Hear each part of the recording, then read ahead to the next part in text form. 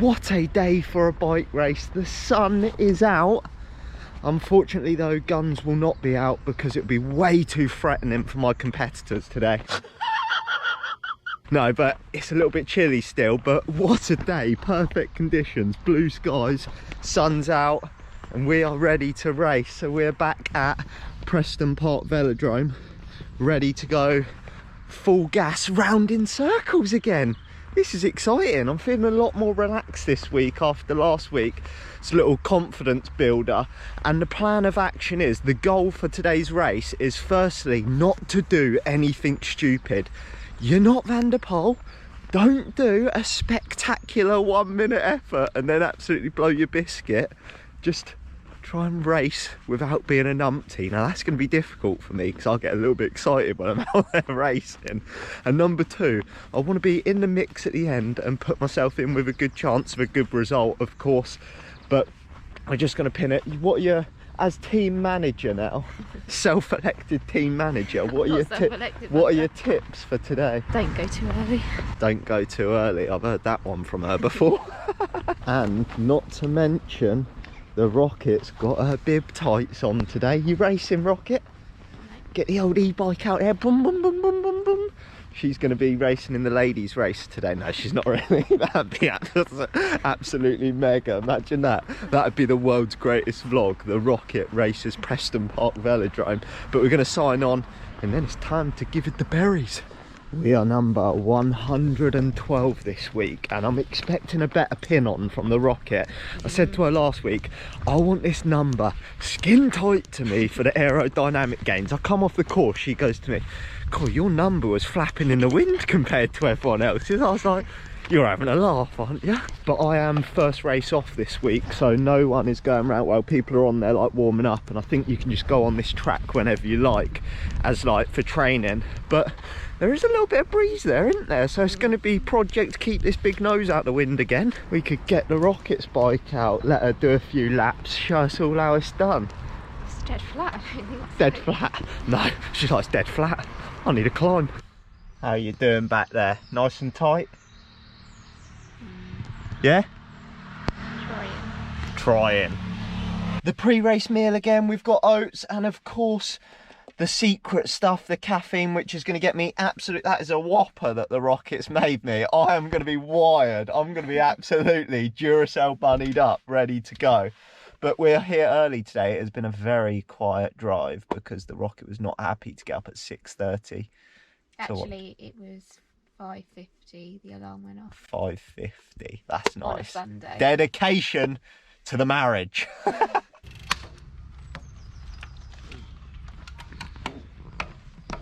So first race off this week, so I will get to do a warm-up actually on the track rather than on the rollers. So we're going up there early and then it's time to give it the beans.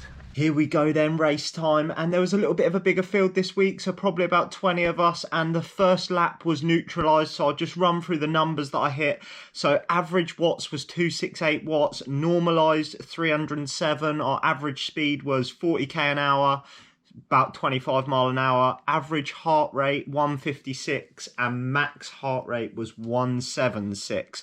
So first lap was neutralised and then we were off. There wasn't many teams this week, I don't think. I think we were all lone wolves out there racing, so it was every man for himself, just what I like. But there was a couple of real big strong boys out there this week that were really, no, I don't want to call them boys, they were men. They made me look like a wee little noodle. This guy on the front here in the black Rafa kit, he was one of them. They made me look like a wee little boy. And when they got on the front, boom, boom, boom, they were putting out some ponies.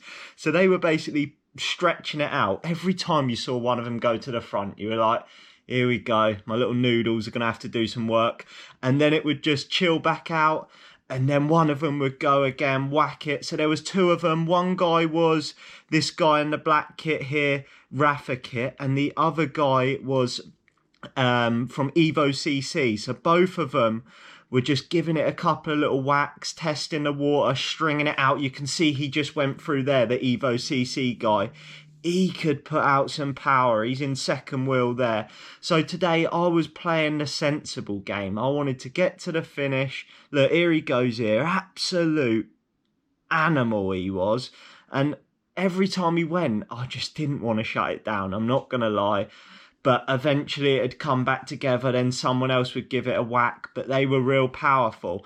And they were stringing it out, but then you know what it's like in fourth cat. Everyone wants to jump on, close that gap. So really, you can be a bit lazy and get away with not doing the work. And I just wanted to be there in the sprint this time. So you can see how strung out it gets. But then everyone just slowly comes back together because the pace eases. Once one of them boys have done an attack, you're like, that's it, let the pace ease. And everyone's happy to let it ease, even the guy. But the Evo CC guy, I'll just pause it here. He absolutely gave it the berries at 20 minutes and he put in a big attack. No one went with it. Everyone's looking, thinking 20 minutes in, we don't really want to be going full numpty now because it's a 20-minute TT. But he really put that, like, he's an animal, I tell you. The guy's got some power. But he went 20 minutes to go and we left him out there. You can see the gap was growing and growing and people were trying to shut it down, but to be honest, he was a machine. So we were sort of, everyone was looking around like, who's going to close it down, who's going to close it down. Gap was getting bigger, and I was watching him go round and I thought, he's not even trying. He's mooching around and he's putting everyone in the hurt locker. Look at him looking over his shoulder. I've never seen someone look so casual, proper animal.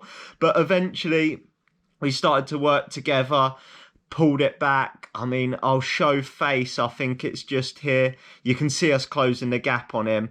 I've come to the front, done a little bit of work. But to be honest, I was happy to leave him out there a bit, let him dangle, because I thought when it comes to the sprint, he's going to have some power. And I didn't want any more attacks, to be honest. But it did all come back together. And then the Rafa guy goes, you're like, bloody chill out, boys. But that was the case of it. One would go, but then it sort of all came together. And from this point on, I think we had maybe about 5 laps to go. And I'm thinking, wherever Le Coleman is, I'm on his wheel. I am gluing to his wheel because I know if he goes, it's game over for us. And you want to be on his wheel. But everyone's thinking now it's going to come down to a sprint. And the pace eased once we'd caught. There was sort of no more attacks. Everyone knew it was going to be a sprint. And then just here, the guy in red, I've paused it. He goes to absolutely whack it. And I'm thinking 3 laps to go. Been there, done that. You're going to regret this in about 30 seconds. And boy, oh boy, does he regret it because everyone just jumps on his wheel.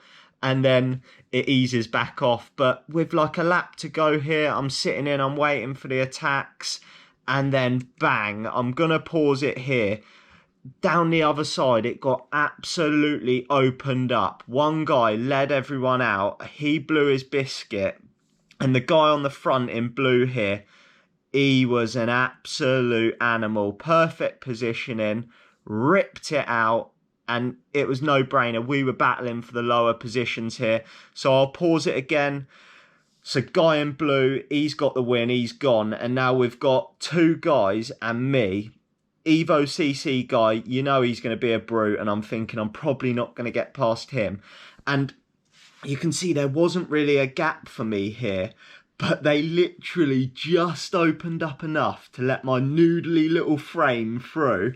And I managed to get a little sprint in past him. I didn't manage to get past Evo CC, but managed to just pick the guy on the left into 3rd position. Absolutely buzzing with that. So I got 3rd in the sprint. I played the game this week and didn't do anything stupid.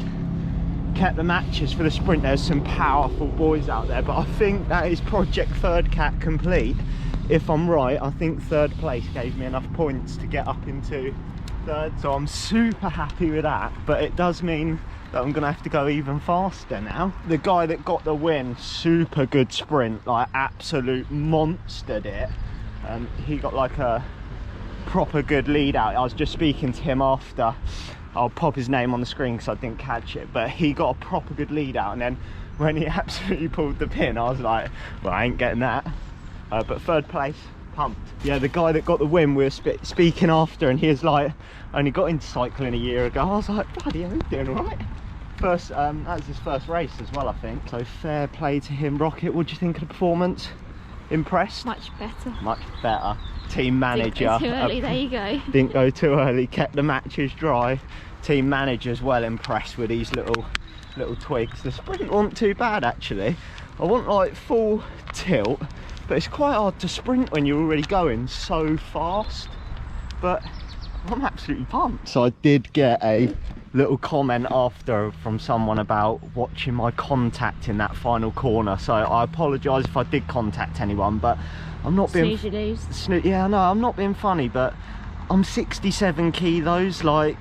Even I could knock you over. Yeah, like a strong gust of wind would blow me over. And in the sprint, it does get argy-bargy. You're fighting for wheels, like... I knew before this race, but I didn't want to put pressure on myself that third place was going to give me third cat. So I mean, yeah, I have my elbows out a bit, but I'm a cyclocross racer. That's what we do. But I apologise if I did get a bit... We need to issue a statement. Yeah. Does the team manager need to issue a statement? Sorry for the argy-bargy. I think I've been watching too much of the crits in America where they're all barging each other. Honestly, look at the team manager. She hasn't even done anything. She's on the cake already. That's a proper legend right there. You need it, do you? Tough day today. You got me walking around a bit more, didn't you? Yeah. You don't want to stand still. I said she needed to move this time because otherwise we were just seeing the same bit of footage 100 times. Did you get the sprint? And she's also not sure whether she time-lapsed the whole thing or she was actually filming it. So you might not actually have any footage of me getting third. And that is a wrap. That is race day complete and on to third cat for me. So super pleased with that. And it's time to just build some more experience road racing and potentially set whatever goal is next for road racing. I hope you've enjoyed the video and I'll catch you in the next one.